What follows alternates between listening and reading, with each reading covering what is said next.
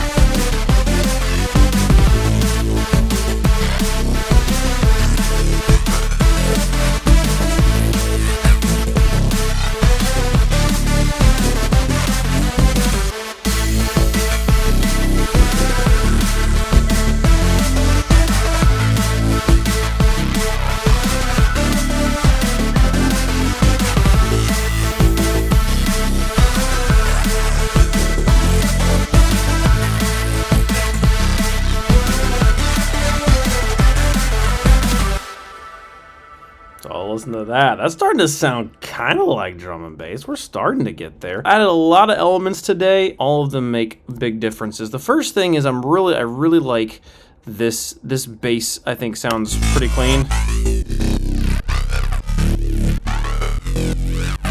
We did a few things to make this sound this good, but a lot of this is kind of in the can. This was this bass preset called You Melt on the gate setting.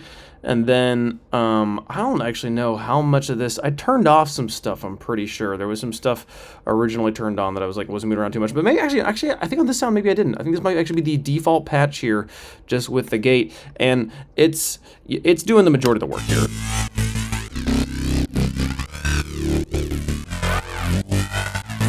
I remember now what I was remembering. There was some other bass. This one, maybe. I think I tried to make a bass.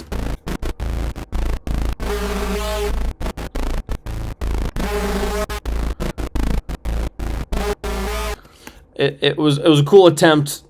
Ultimately sounded pretty bad, and had absolutely no chord progression. None of the things I really find interesting about this sort of sound. What happens if I just turn it on?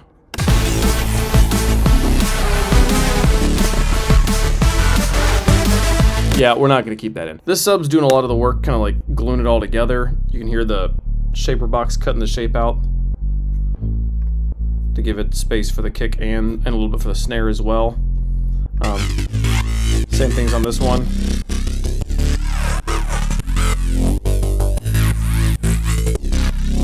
You can hear the groove a little bit in there in the negative space. They sit really well together. The other thing I'm really excited about, this anthemic lead.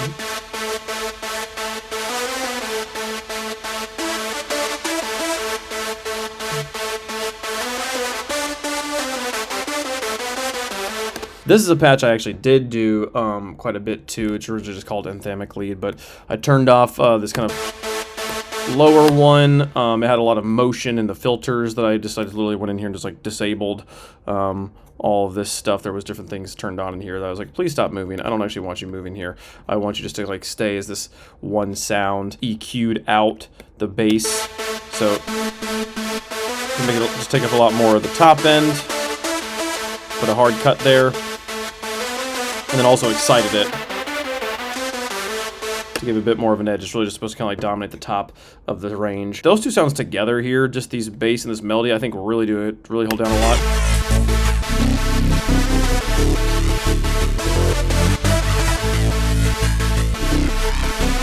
I would say you don't need the percussion, but I do think the negative space of the shaper box in the bass is actually creating a lot of rhythm there. That, let's see, if we just turn those off, we turn off the shaper boxes. Yeah.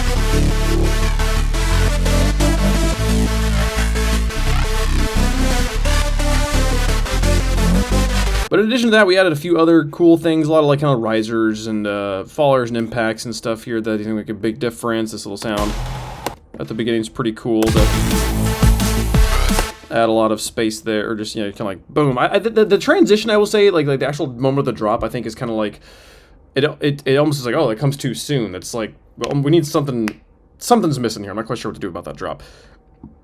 But I found in Alchemy, actually, they have a few percussive patches that have like some sort of like drums and stuff, and what they have is just these waveforms that are literally breakbeats. It's just layered breakbeats here. So I was like, oh, this is cool. So I took that and then just put this low cut filter sweep through it during the transitions. So come out of the section and it goes.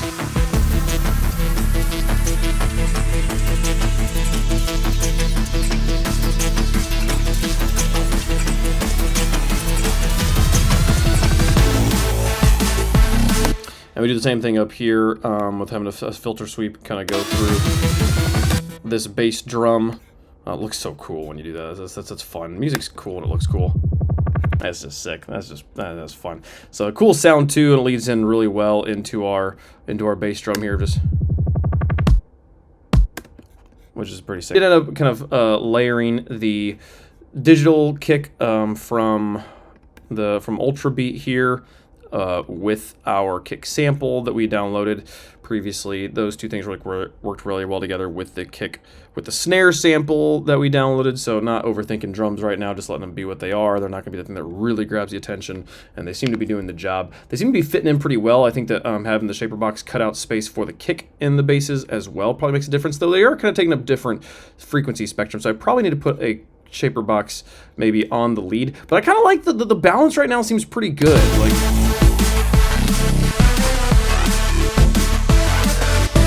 I'm happy with where everything's sitting.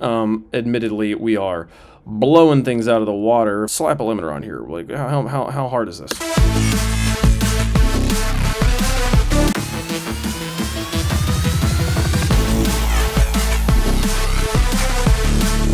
I mean, it's hitting it pretty hard. That's probably getting me a lot more degradation than my ears initially picking up. It doesn't sound that bad. So the thing I've been saying for days and for weeks at this point is that, like, as long as your drum groove like is tight and the bass and the leads are actually genuinely interesting, the music just kind of writes itself, and I feel like that's kind of what's happening here. That I think that melody has been kind of stuck in my head, and I think this bass pattern is really interesting to me. The boom, wah, dropping down to like flat 3, 4, flat 7, flat 6, flat 7, back up to 1. I think it's a really fun pattern. I really like this little turnaround here too,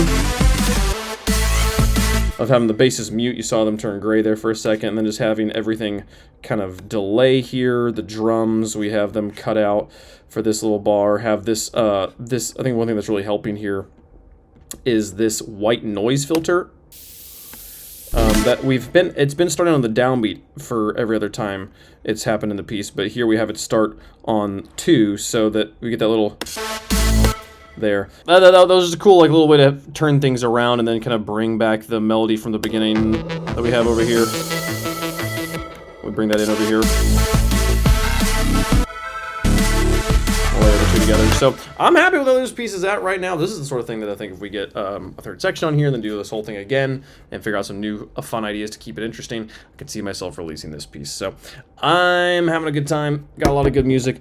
London Major starts tomorrow for Rocket League, though, so we'll see how things go. Maybe I'll show you some footage of that tomorrow. It'll be a good time. Thanks so much for watching. See you guys tomorrow.